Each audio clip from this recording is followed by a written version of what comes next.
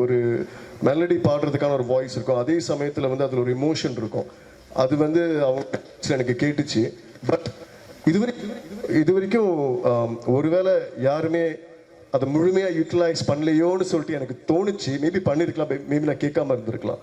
அப்போ தான் இந்த பாட்டு வந்து சரியான நேரத்தில் நமக்கு அமைஞ்சது. அப்போ வந்து இவங்களை ரெக்கார்ட் பண்ண ரொம்ப சாரி. ஏன்னா உங்களை 2 நாள் உங்களை ரொம்ப டார்ச்சர் பண்ணி ரெக்கார்ட் பண்ணோம். அந்த 2 நாளே வந்து என்னால தான். ஏன்னா வந்து கோவிட் முடிஞ்ச உடனே ரெக்கார்ட் பண்ண வந்தேன்னா சுத்தமா பாடவே வரல.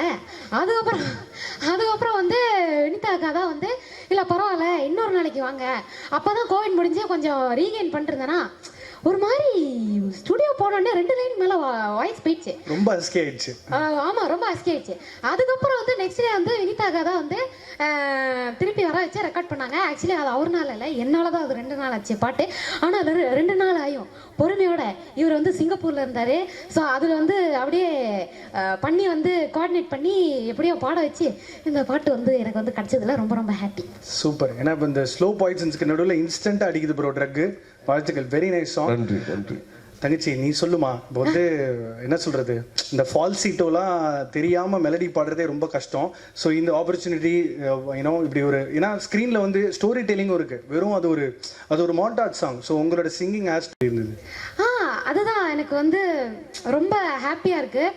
நான் வந்து எனக்கு சார் பற்றிலாம் வந்து நிறைய கேட்டிருக்கேன், கேள்விப்பட்டிருக்கேன். அப்போ சரி ஓகே ஒரு நாளைக்கு எப்போ பாடுவேன் அப்படின்னு நினச்சேன். ஆனால் எதாச்சும் அது அப்படியே நடந்துருச்சு.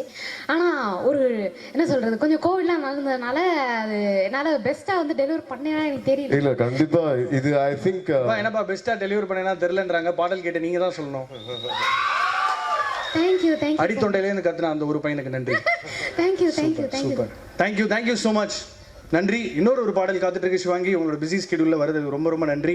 Shabir will call you back. அம்மா எனக்கு தெரியுமா நீ எவ்வளவு பிஸி. அட வருமா, நாளைக்கு சிங்கப்பூர்ல தானே லஞ்ச், நாளைக்கு கழிச்சு லண்டன்ல தானே பிரேக்ஃபாஸ்ட். தேங்க்யூ. உங்கள் வாக்கு